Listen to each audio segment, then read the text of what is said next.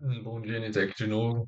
Agora estamos no quarto vídeo de digressões importantes. Antes de a gente pular para os próximos hooks, que são um pouco mais avançados já, eles já não são estritamente essenciais em muitos casos, mas eles melhoram bastante o seu código, a qualidade do seu código, as funcionalidades que você pode atingir.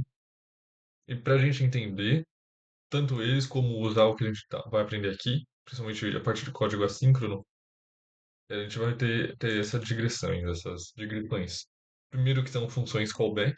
Basicamente, função callback é uma função que você vai receber nos argumentos de outra função.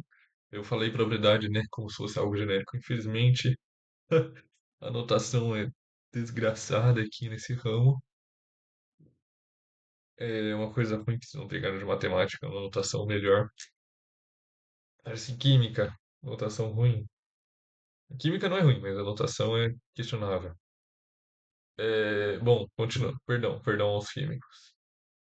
É, basicamente isso, e o que que você vai usar o callback para. O que eles usavam principalmente, na verdade, é tipo, postergar sua execução de código. Então, tipo, você vai ficar colocando várias fileiras, várias, tipo, adiamentos de o que que vai ser executado primeiro, depois que é executado aquilo vai ser executado.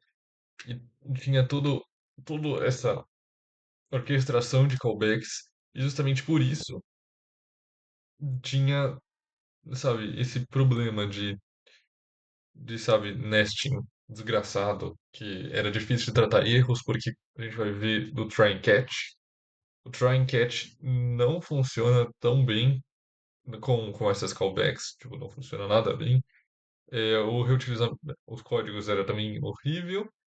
E não sei se vocês tipo, percebem, mas isso não é um fluxo tão linear. Isso especificamente, até você pode esculachar aí, mas o que eles chamavam de inferno dos callbacks realmente não era linear.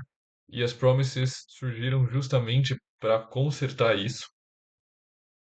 Então, como eles resolvem o problema, elas encadeiam no fluxo linear. Basicamente, a gente já vai ver daqui a pouco como que é esse fluxo linear, não tanto nisso. Eh,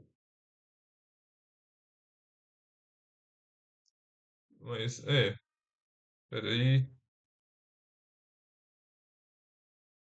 a gente já vai ver. Bom, a gente já vai ver como elas fazem assim que a gente vê os estados, entre aspas, da promise.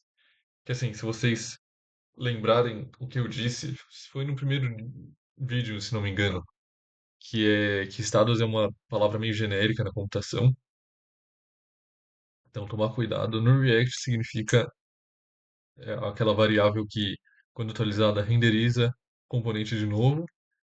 Mas aqui eu só foi usado, tipo, proposital, para vocês não se confundirem depois. Foi usado, tipo, situações. Ela tem três situações. Então, três estados internos, é, pending, que é quando você, tipo, quando a função ainda está,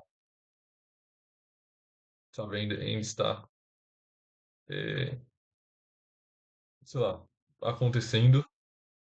Fulfilled e rejected também é tipo, cara, isso é muito óbvio, perdão. Então, criando uma promise, tipo, o que a gente vai fazer agora nesse terceiro é criar uma promise, tipo, a new promise, e consumir, entre aspas, o resultado da promise, tipo, o objeto que você criou, né? Que, não, const promessa. Promessa é uma variável que ela é igual ao quê? Ela é igual ao new promise, isso daqui. O que é isso? Ela é igual a um objeto, promise,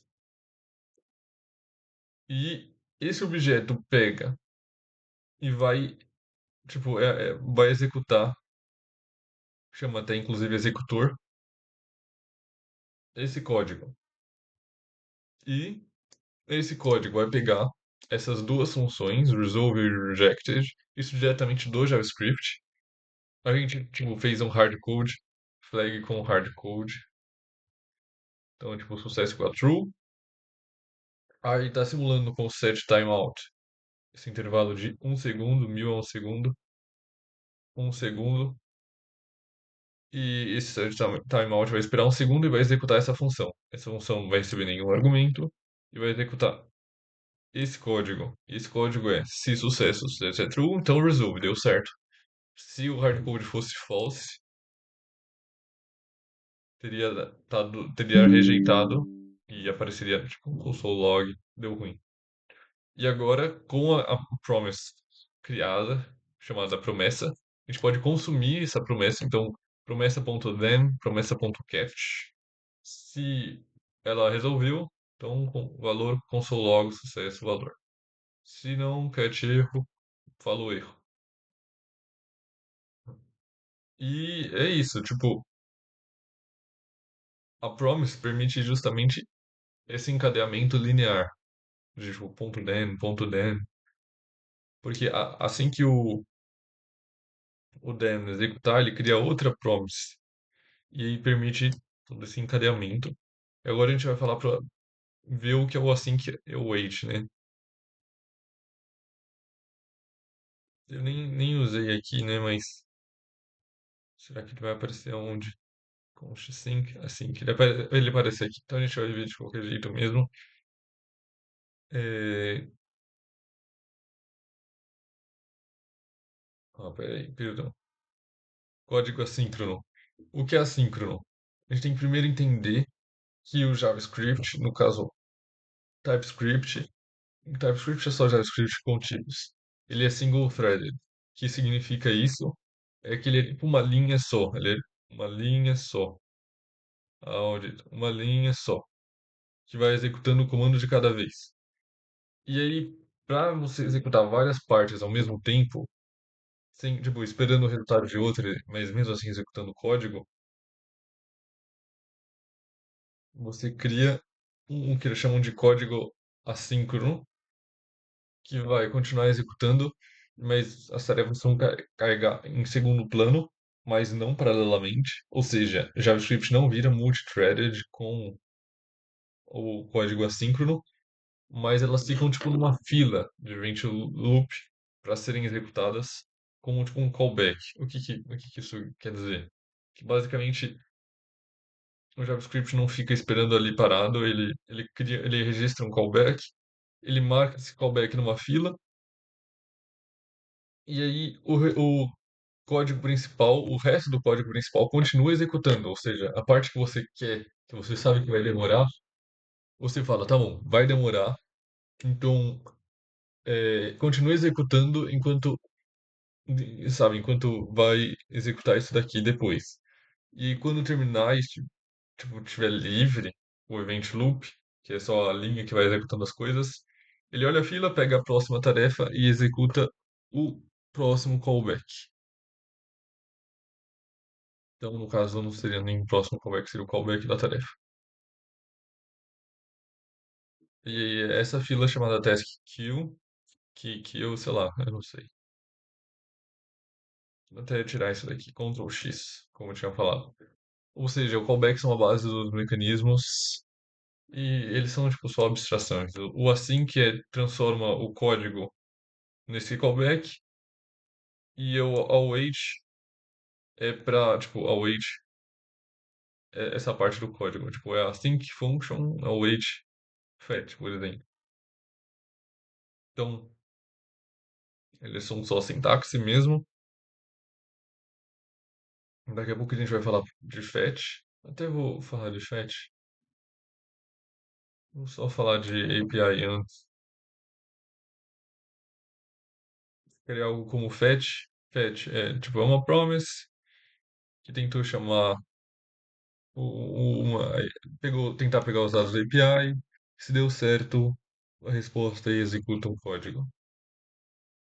Então, curiosidade sobre erros. Tipo, é, qualquer erro vai pro catch. O que é uma vantagem, porque antes você lembra, tinha que. Cadê os callbacks? Tinha que tentar pegar um erro tipo console log. Console log. Vou até escrever, tentar pegar o erro em cada um. Quero o inferno. E agora você pode só, tipo, se aparecer um throw new error no ponto .dem, ele já pega no catch. Qualquer erro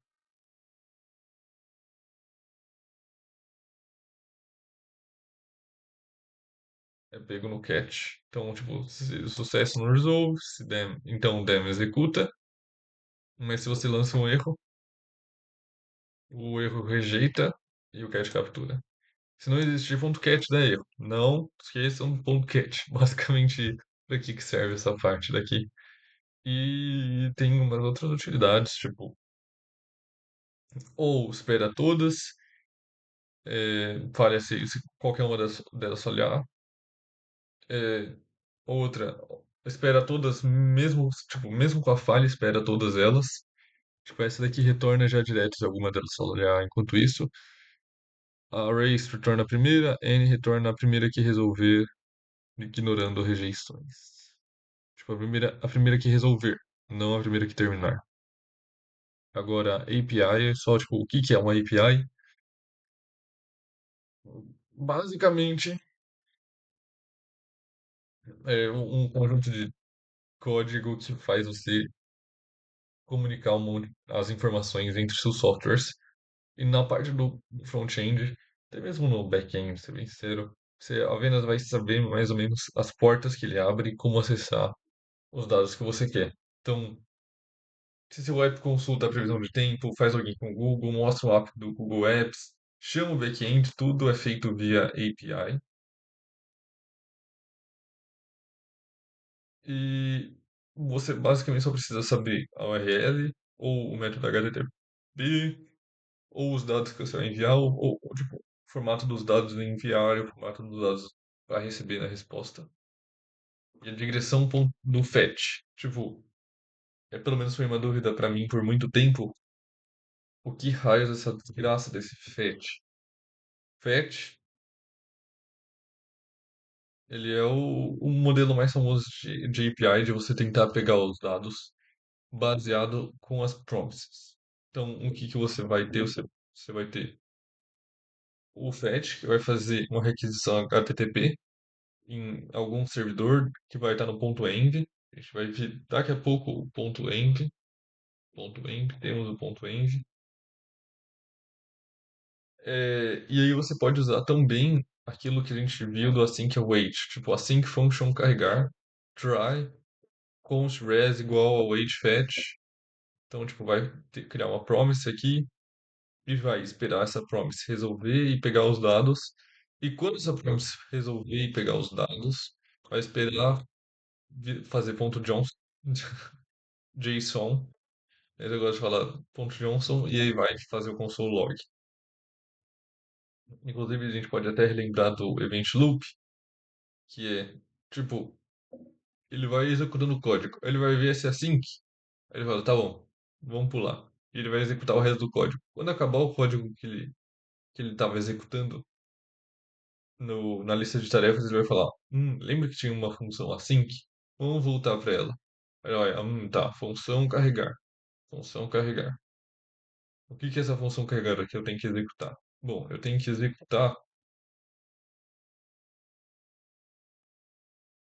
esse código que está aqui. E qual código é esse? Primeiro eu vou tentar, tá bom? Vou tentar.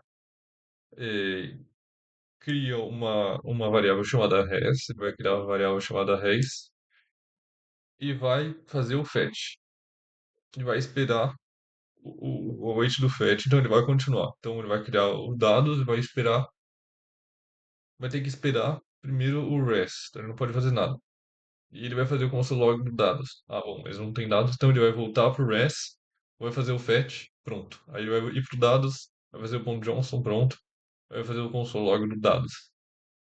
E se algo der errado no meio do caminho, em qualquer uma da coisa, mesmo no fetch ou no ponto .johnson, ele vai falar console log. Basicamente é isso. Essas são as digressões. Tipo, o que vocês não entenderem, vocês tentarem ler, tentarem ir na documentação, ou até mesmo perguntar no chat. Eu acho que essa parte tipo, não tem realmente muito problema mesmo. E vamos lá, Hooks parte 2.